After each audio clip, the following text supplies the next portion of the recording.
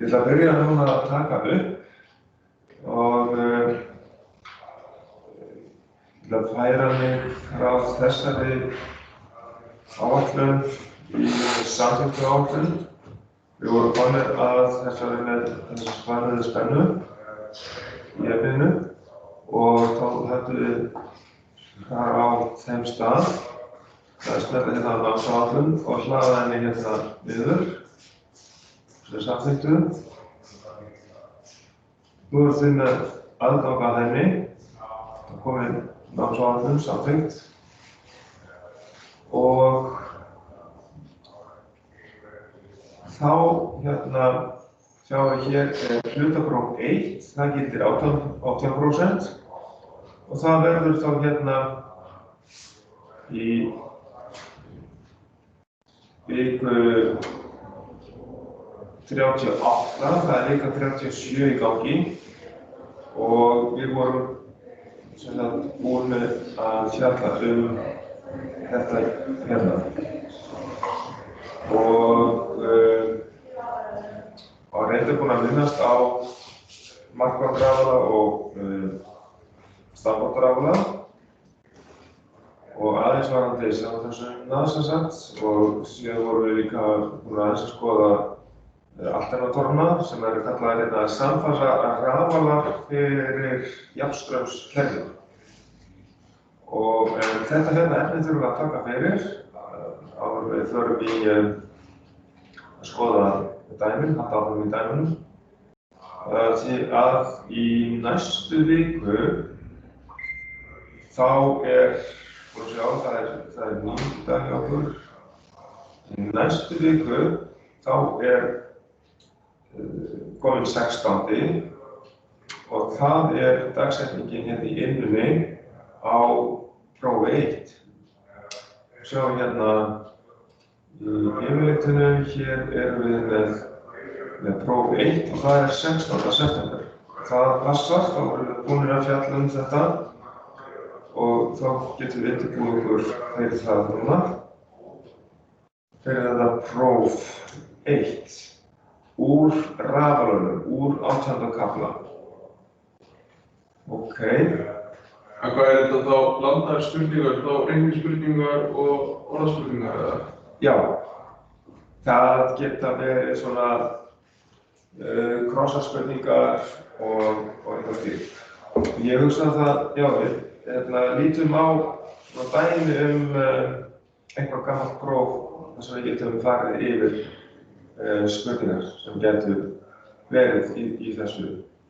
Þannig að við skoðum bara eitthvað gamalt próf til þess. Þannig að nú skulum við mynda okkur aðeins í þetta. Hérna í þessu þá ætlum við aðeins að skoða hérna varðandi afl, tap og nýtning og keyrslu samfélagsrafala. Og það var það sem 120 á. Já.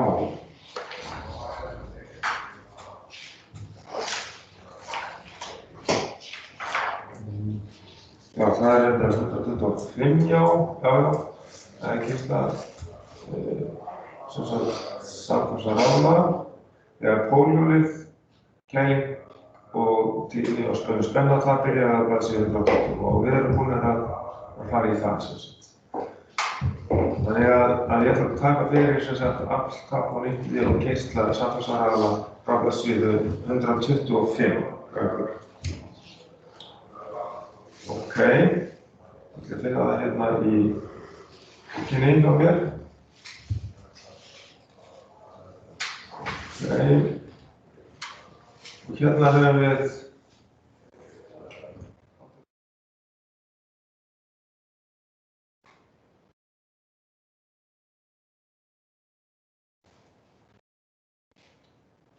já, hérna er að koma að þessu.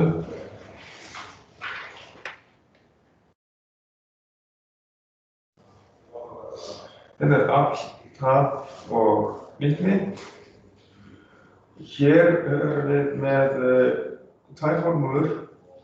Önnur fyrir einfalsa afl og hin fyrir þriggja fasa afl. Það er sem sagt nert númer 4.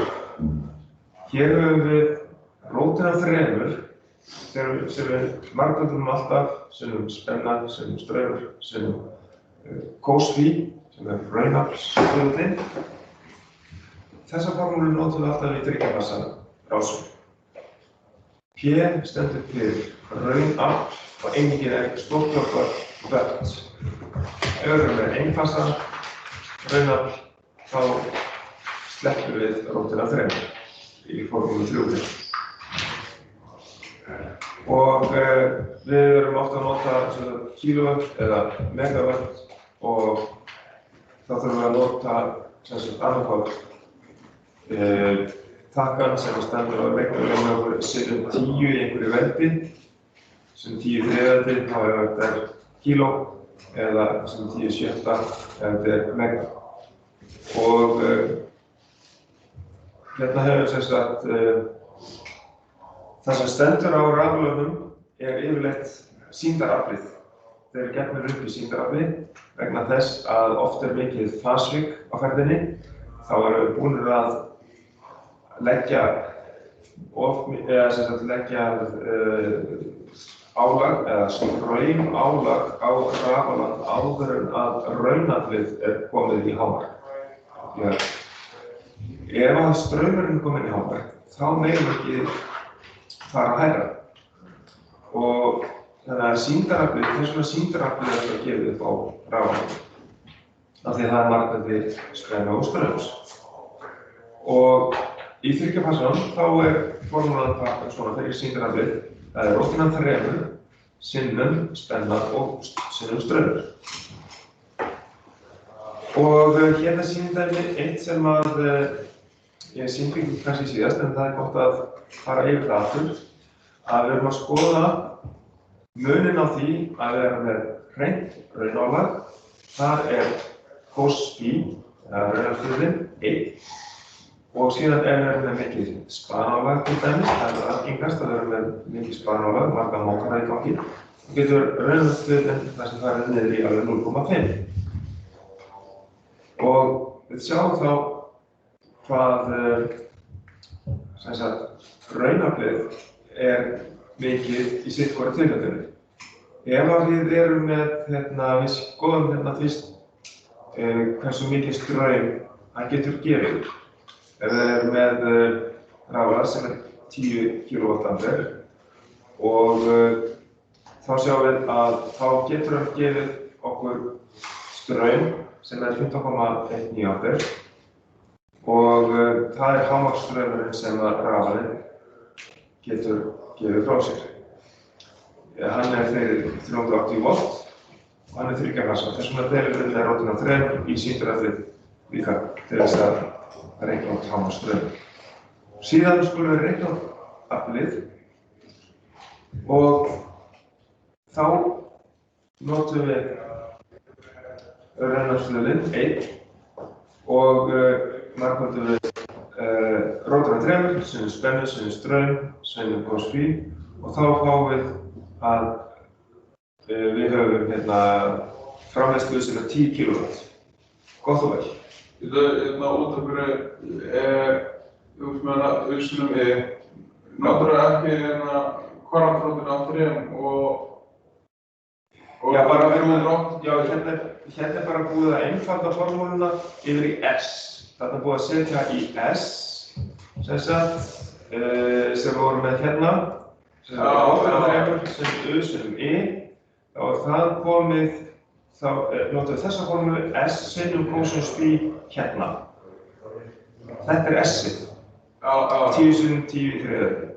Þetta er 10 kW. Sinnum og raunaflutinn sem er 1.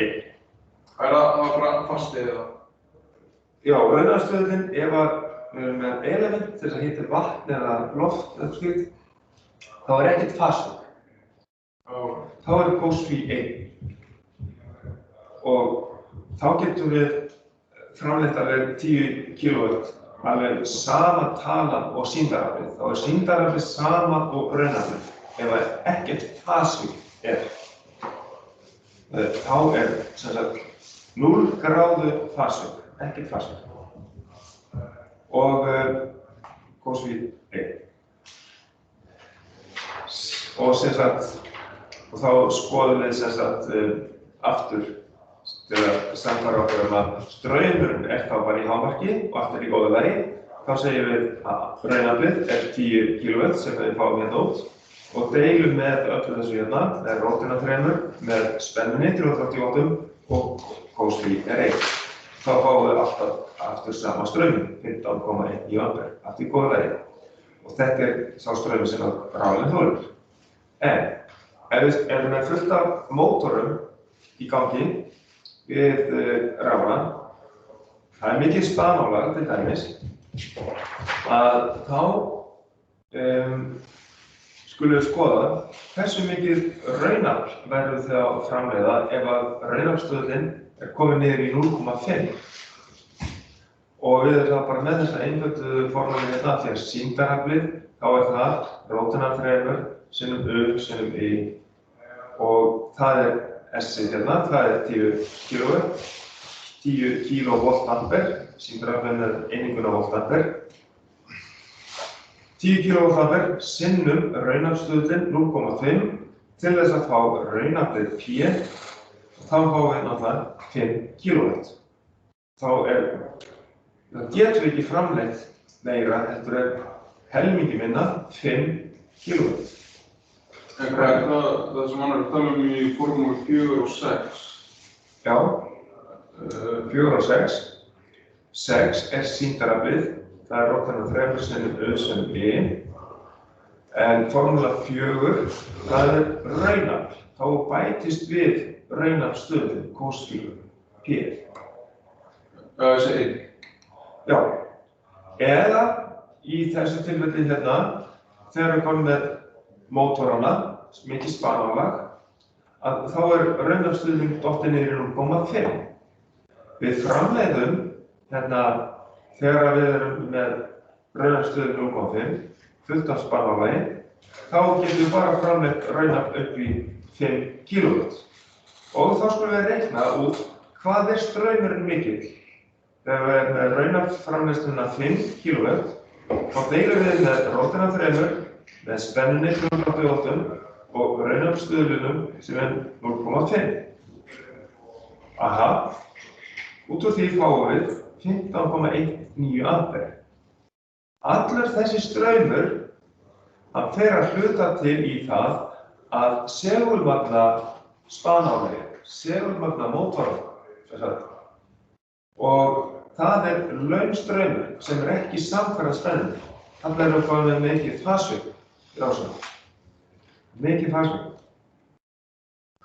Og þessi straumur, við erum búin að sjá það, þarna erum við búin að full-lesta rafalann straumlega séð. Við báðum tegundum. En öðrum tilfellum voru við bara heitt raunalag, bara element til að hita upp vatn eða hita upp loft. Í hinum tilfellinu þá vorum við með fullt af mótorum, spanálag, þá datt raunaflstöðullinn niður í 0,5 og þá gátum við ekki hita eins mikið, notaði ekki eins mikið af hitöldum, elementum og því við erum með svo mikið af mótorum, vegna þess að straumurinn sem við tökum frá rafalanum, hann komin upp í 15,19 A og við getum bara framleitt raunafl sem 5 kW. Ok, þetta mjög mikilvægt að skilja. Þannig að þið kannski kíkið á upptökuna hérna til þess að rifja þetta upp, til dæmis fyrir prófið. Hér erum við með síðan töp í rafalanum. Það núningstöp sem sagt í legum eða loftviðnám í vistvinni, kæla rafalann og síðan erum við með járntöpum. Þau skiptast í segulkreiðutöp og hvirfilstraumstöp og síðan erum við með eirtöp. Og eirtöpin, þau aukast með straumnum í öðru veldi. Þannig að við skulum hafa þessa formúlu í huga ef að verður spurt þetta á prófi. að þá eigum við þessa formúlu hérna, P saman sem I í öðru veldi sinnum R. Þetta þýðir það að eirtöpin í spólunum í rafalanum, þau aukast með álagsstraumnum í öðru veldi. Ok, þetta getur verið prófspurning. Síðan nýtnin. Við þurfum ofta að reikna út hvað við þurfum mikil afl inn og hérna vantar sem sagt P inn. Ég ætla að sjá hvort ég get stækkað þetta hérna. Já, ég var hérna aðeins betur. Já, þá hverfur ég. Ok, við ferum þetta hérna niður. Ég veit ekki hvað að þessari formúlu hérna, það sést ekki P inn. P út, kannski get ég bara stækkað hann svona.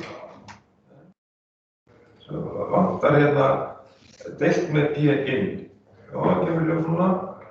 Þá hverfur P út. Þú veit? Nei, það er það. Ég kemur hérna P inn allavega. Já, þetta er verið voða skrítið hjá mér. En ég verð að fara tilbaka með þetta. Þess að P út deilt með P inn. Það er nýtnin. Það er nýtnin hlutfallið. Svona. Ég þarf bara að reyna að laga þetta í bókinni. Og í litlum vélum þá er nýtnin það byrð 87% og þá er sem sagt nýtnin talan sem sagt 0,87. Af því að ef þið gefið ekki prósentum þá margar það með 100 til tala, nýtnin talan. Og hún getur verið 98% í stórum rafvélum eða stórum rafum eða mótorum. Þannig að það er mismunandi nýtni eftir stærð rafvéla. Orkan sem tapast breytist í varma og hluta til flyst burt með kælilofti og síðan bara með málmhlutunum til einstakra hluta vélarinnar. Hítar upp í umhverfið kringum sig.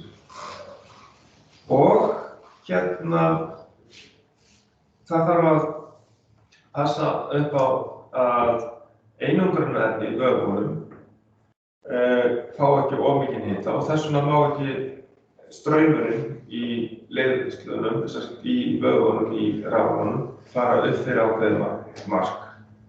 Þannig að hitinn frá vöðvunum má ekki vera það mikill að einangrunarefni í vöðvunum að það skemmist. Og svo er ákveðin hitaflokkar sem að við förum í 90. kaflanum þegar við skoðum mótorana. Þegar við hérna erum með rafala og erum að framleiða spennu, þá sjáum við það, við sjáum hér með þessari formúlu hérna hvernig að spanaða fasaspennan myndast. Hérna er ákveðin fasti, margöldu það með tíðninni og það sem að breytist hérna sem að getur verið breytilegt er segulkrafturinn straumurinn, sem þetta er hámarks segulkrafturinn straumur, en vafningafjöldinn er alltaf föst stærð. Þannig að í þessari formúlu hérna þá er þetta rauninni sem getur breyst eitthvað örlítið er náttúrulega tíðnin, en við breytum henni yfirleitt ekki, hún er föst 50 rið, en það sem við höfum áhrif á framleidda spennu, það er aðalega segulmögnunin. Og þetta hérna phi max hérna, að hámarksgildi segulkraftinu straumsins, það er það sem að sú stærð sem við breytum til þess að halda uppi til dæmis réttri spennu út af rafalanum. Því að ef við fáum til dæmis spanálag á álag, þá að það virkar mótseglandi hérna á, ég held að það sé í, hérna við raunálag, hérna virkar það mótseglandi á hólfið. Þannig að þá þurfum við að auka ennþá meira segulóknarstrauminn svo að spennan út verði rétt. Þannig að í þessu augnabliki, þegar það er spanálag, þá er straumurinn á eftirspennunni og þá myndast segulsvið sem að vinnur, segulkraftvinnar fara hérna inn í það sem er norðurpól á pólhjólinu og vinna á móti segulkraftvinnu straumsins frá pólhjólinu. Þá þurfum við að upphefja þessi áhrif frá sátrinu sem við köllum sáturspyrnu. Og þetta er ástæðan fyrir því að í æfingunni með rafalanum sem við gerðum, þetta 1A, þar vorum við með segulóknarstrauminn 0,6 í tómgangi og þegar við settum raunálag þá þurftum við að auka segulóknarstrauminn aðeins meira upp í 0,8 ampere og þá vorum við með 14 ampere álagsstraum. Þannig að raunálag það hefur aðeins mótseglandi áhrif á hólfið líka, en ekki eins mikið og ef við erum með spanálag, eða sem marga mótora í gangi og spólu. Sem sagt, þegar ég setti spóluna upp í 14 ampere, eða hvað sem við settum á, 14 til 16 ampere eitthvað svoleiðis, að þá virkaði hún mótseglandi á hólfið, þannig að segulóknarstraumurinn hann þurfti að fara upp í, ef ég man rétt, 1,2 ampere frá því að hann var 0,8 ampere við raunálag. Þannig að það er meiri segulóknarstraum ef við erum með spanálag vegna þessara áhrifa frá sátrinu sem við kalla sáturspyrna. Það er áhrif frá segulsviðinu í sátrinu, sáturvindingu. Ok. Þetta er það sem við þurfum svo aðeins að hafa í huga, en þið lærið betur þetta í síðasta rafmagnsvæðaáfanganum. Þá það er dýpra í þessi áhrif í rafalanum. Ok, þannig að ég er þá búinn að fara í þetta aftal og nýtni og við skulum skoða hérna hvað fleira sem við fara að fara í hér. Já. Og keislasamfarsarafans, já, það var varðandi sáturspyrnan á það. Og sleitulíngjalaus rafali og Stanford-rafali. Aðeins að renna yfir það og síðan samfélsuna. Það þegar ég gera það núna, þá er það sleitulíngjalaus rafali. Hérna með það að sýna hvernig sem sagt, rafalinn er með sleitulíngjum.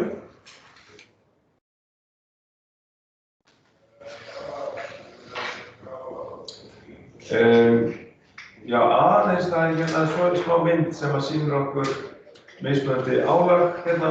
Við þurfum meiri segulóknarstraum ef það er spanálag og ef það væri hérna raunálag þá þurfum við aðeins að auka við segulóknarstraum í með segulóknarstraum. En ef við væri með rýmdarálag þá þurfum við að draga úr segulóknarstraumnum til þess að hafa rétta spennu út. Þetta verður að skoða meira og betur í síðasta áfanganum í rafsæðinu. En allavega sleitulíngjalaus rafali, þar eru einu slitfletirnir, það eru legur vélarnar.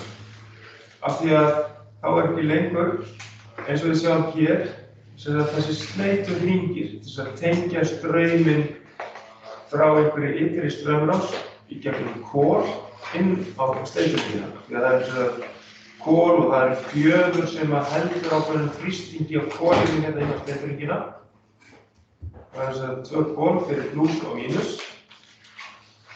Og þetta hérna hverfur allt saman þegar við erum með sleiturhringja lausan rafal. Hérna sleiturhringir eins og þetta var gert áður fyrr. Og hérna sýnt mynd af því hvernig þetta var gert, að við vorum með einu aðgjótt segulvagnarvél sem framleiddi inn á pólhjólið og þá fór straumurinn í gegnum kol og sleiturhringi inn á pólhjólið, inn á segulvagið í pólhjólinu og fór þennan hring hérna. Eða við vorum með spennustýringu sem framleiddi jafnstraum inn á segulvagið og hún tók aflið frá sátrinu á sama rafalanum. Þannig að hann segulvagnaður í rauninni frá sáturvögunum. Hann að segulvagna sig sjálfur, þessi rafal. Það þarf hann að byrja framleiðsluna, rafmagnsframleiðsluna, frá segulleifum í pólhjólinu.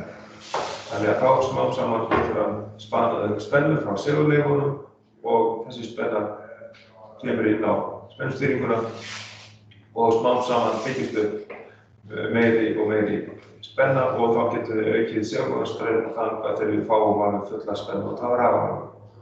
Og þá förum við líka með segulvagnastrauminn í gegnum kol og sleiturhringi.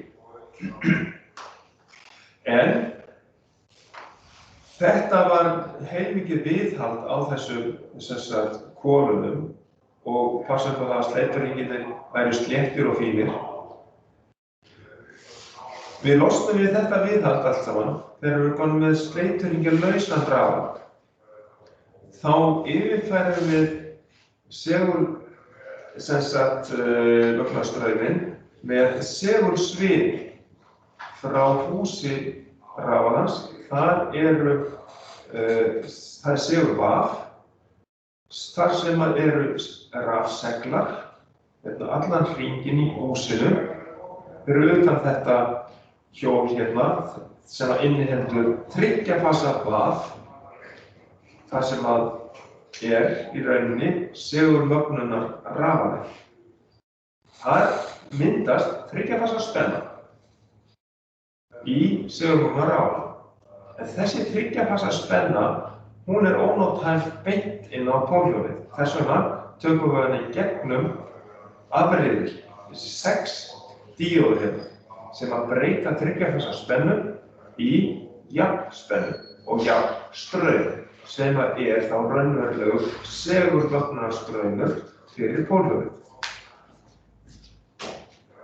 Svo þá segulmögnum við rafalann hérna og við getum skoðað þá aðeins myndina af tengingunni. Já,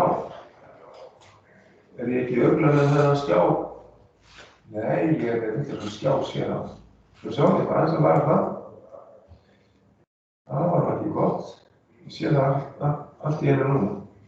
Jú veist, sér skrifin. Það var í þennan skjá hérna. Þetta skjá 2. Hérna. Já, hérna.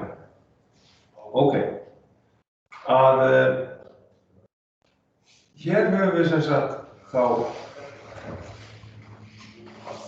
tenginguna, hvernig við fáum samband frá sátrinu inn á spennustýringuna og við fáum svo jafnstraum, segulstraum, inn á þetta segulvaf inn í húsinu sem segulvagnar rafalann sem þessi 3 fasa vöf hérna og 3 fasa spennan, hún fer í gegnum afriðir, 6 díóður sem breytir riðstraum í jafnstraum í gegnum pólhjólið. Og pólhjólið snýst hérna inn í sátrinu og sátrið þá spanast upp spenna í því vegna þess að pólar pólhjólsins snúast hérna fram hjá spólunum í sátrinu og framleiða þá sátrið straum og spennu afl til álagsins. Og þetta þá heildarmyndin af Marcon-rafala, þar sem við tökum hluta af spennunni frá sátrinu til þess að búa til segulmögnunarstraum. Þessi rafali verður að byrja rafmagnsframleiðsluna frá segulleifum. Ef að segulleifarnar eru horfnar úr rafalanum, þá þarf að setja straum frá rafhlöðu milli X og XX til þess að segulmagna þessi vöf hérna, segulvafið, þessa rafsegla, og þá kemst framleiðslan í gang. Getur að farið að framleiða spennu. Síðan kemur hinn gerðin, það sem sagt Stanford-rafalinn, hinn gerðin af rafalanum, þar sem við erum með sísegulrafalinn hérna út á endanum, og hann framleiðir þriggja-fasa spennu inn á spennustýringuna. Þar afreiðið og sem við sendum þá segulmagnastraum inn á rafseglana sem hérna allt í kring. Það segulvafið fyrir þennan segulmagna rafala sem alveg eins og í Marcon-rafalanum. Býr til þriggja-fasa spennu, afreiðast þetta með 6 díóðum og verður að jafnstraumnum, segulmagnastraumnum fyrir pólhjólið. Við skoðum þá aðeins kassamyndina fyrir það. Hérna lengst til hægri 6A, þetta eru síseglarnir sem snúast á ási vélarinnar, sem að spana upp spennu í sátri sísegulrafalans sem 6B, og þá fáum við þriggja-fasa spennu inn á spennustýringuna sem merkt 7, og síðan sendir spennustýringin hæfilega mikinn segulmagnastraum inn á eitt sem segulvafið. Og hún mælir spennuna, fær raungildi frá sátrinu, frá 5 hérna, sem sátrið, og athugar spennan og lág, já, þá eykur hún segulmagnastrauminn til þess að fá rétta spennu út á rafalanum. Og ef við aukum segulmagnastrauminn hérna, þá hækkar spennan og straumurinn sem við framleiðum, þriggja-fasa straumur hérna í númer 2, sem segulmagnarrafalinn, og hann býr til þriggja-fasa spennu sem afreiðast í 6 díóðum hérna í afreiðunum og búum til segulmagnar jafnstrauminn inn á pólhjólið sem númer 4. Og pólhjólið spanar upp spennu í sátrinu sem númer 5. Og sátrið framleiðir þá til álagsins, spennu og straum til álagsins. Þannig getum við skilið þessa kassamynd. Svo þegar við erum komin með það mikið álag, við þurfum að bæta við öðrum rafala, að þá þurfum við að fasa saman. Hérna sáum við segulmagnar vöfin, segulmagnar rafalan með.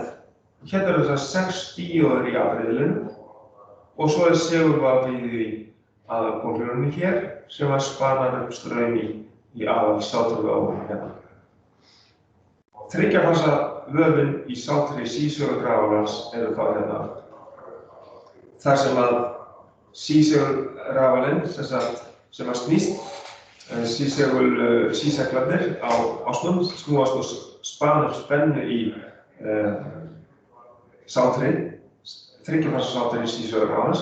Það sendir strauminn inn á tengibrettið á spennustýringunni og spennustýringin hún framleiðir segulmagnastrauminn hérna inn á segulpóluna fyrir segulmagnarrafalann, þriggja-fasa.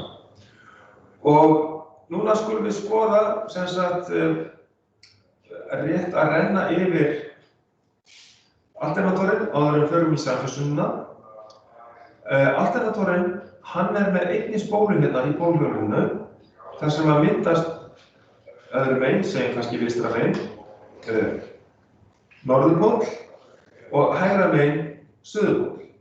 Og þegar við setjum þetta saman, þá sjáum við þessar pennur eða hvað sem við getum kallað þetta, að þær skiptast alltaf á, þá kemur norðurpól, suðurpól, norðurpól, suðurpól. Það skiptist alltaf á norðurpól og suðurpól og það spanar upp spennu í sáttrennu hérna.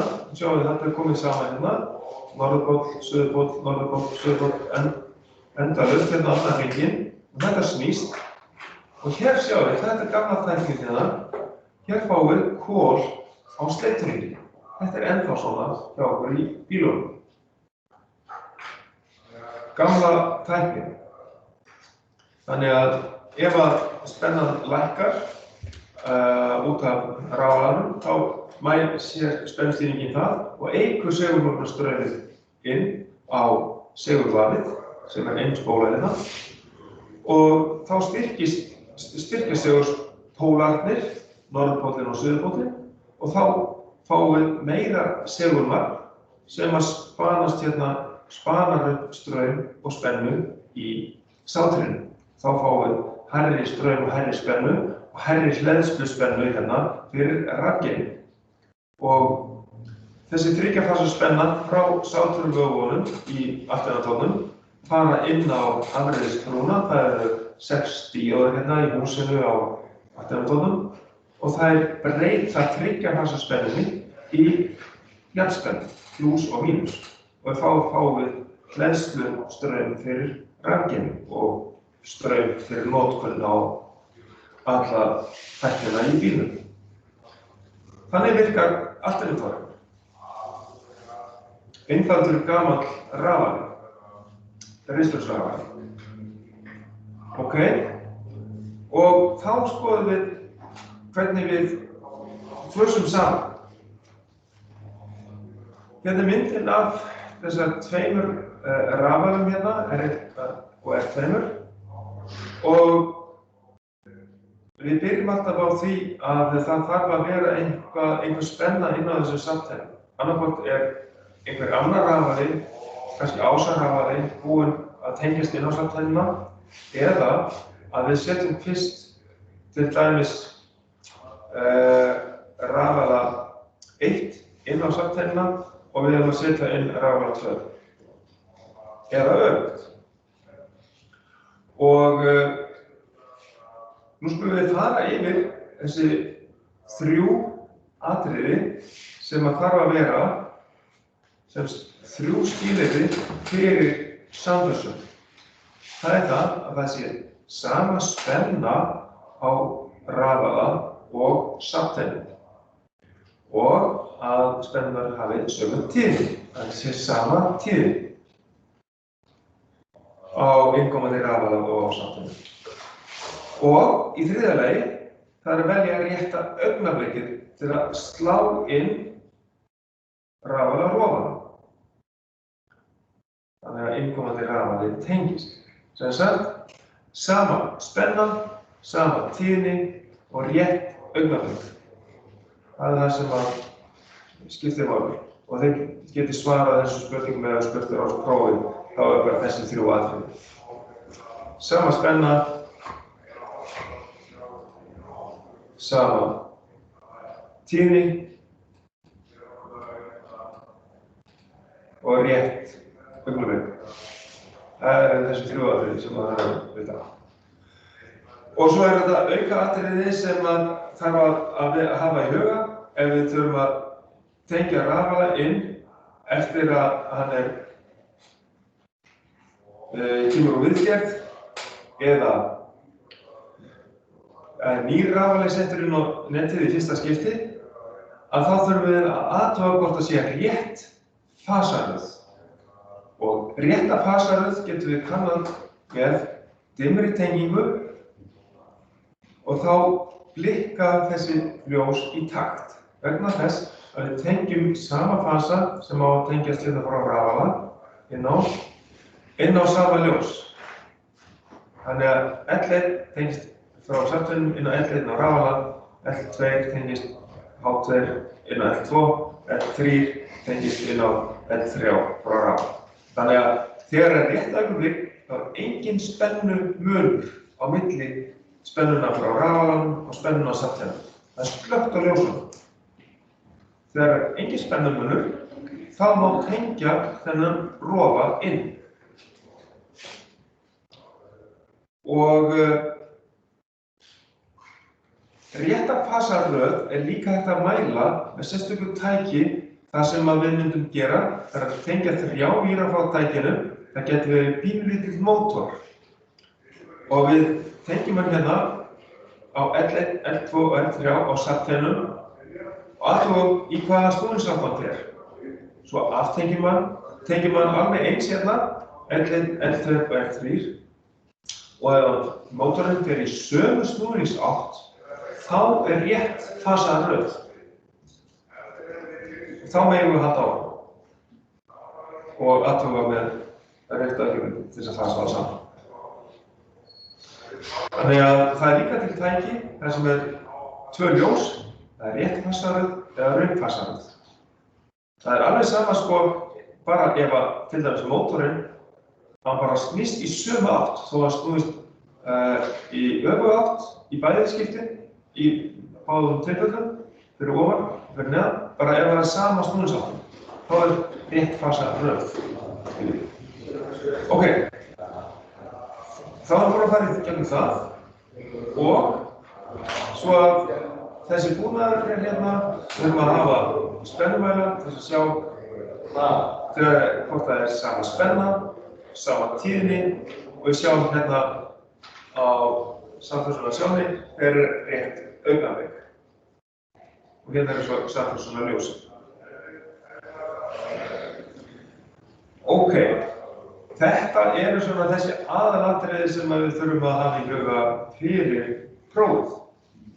Og svo náttúrulega reikniði nokkur dæmi til þess að æfa ykkur á líka gæti komið eitthvað reikningsdæmi. Eins og við höfum verið að reikna hérna í kaflanum. Það hérna, við höfum að svara þessu spurningum og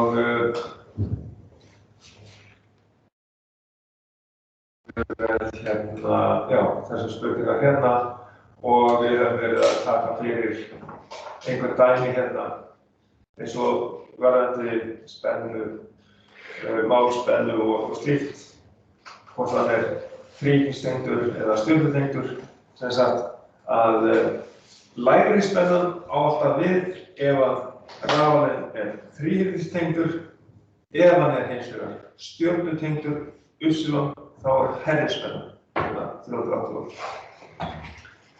Og síðan bara að æfa ykkur á nokkrum dæmum, þá erum við nokkuð klárir í að taka þetta próf. Þá held ég slökkum við á þessari upptöku og þá getum við farið í stokkafík.